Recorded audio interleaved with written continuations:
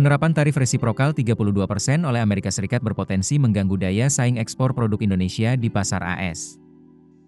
Dalam riset terbaru Center of Reform on Economics Indonesia bertajuk Manuver Strategis Indonesia menghadapi badai tarif resiprokal, terhadap 6 sektor industri manufaktur Indonesia yang bakal terdampak kebijakan tarif resiprokal tersebut. Dipastikan kinerja ekspor ke 6 sektor industri manufaktur tersebut bakal mengalami penurunan cukup signifikan di pasar AS.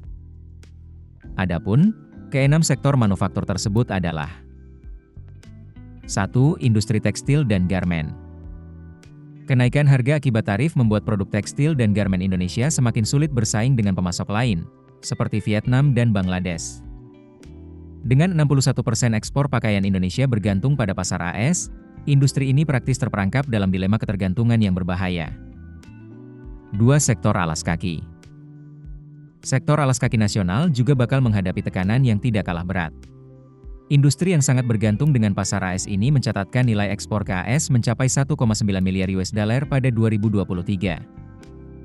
Tarif dasar 11,4% untuk alas kaki kulit dan tekstil, ditambah tarif resiprokal 32%, membuat produk alas kaki Indonesia menjadi tidak kompetitif di AS. Mengingat alas merupakan industri padat karya, maka terbuka besar peluang munculnya gelombang pemutusan hubungan kerja di sektor ini. 3. Industri furnitur. Industri furnitur Indonesia juga banyak menggantungkan penjualan ekspor ke AS. Sekitar 53% ekspor industri ini ditujukan ke AS, sehingga dampak tarif resiprokal bakal memukul kinerja industri ini. 4. Industri karet. Ekspor karet Indonesia ke negeri Paman Sam juga bakal terpuruk.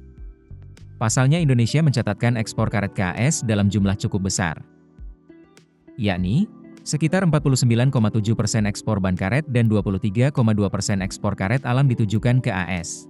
5. Industri pangan. Sektor pangan Indonesia juga terdampak hambatan tarif ini. Produk unggulan seperti kopi, kelapa, kakao, minyak sawit, dan produk perikanan yang menjadikan AS sebagai pasar utama kini menghadapi ketidakpastian. 6. Industri elektronik.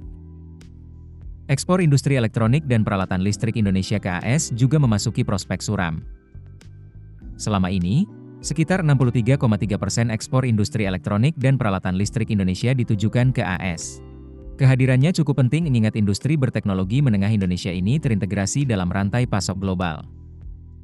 Penurunan ekspor juga turut berdampak ke industri hulu, seperti logam dan plastik sehingga berpotensi memicu terjadi gelombang PHK.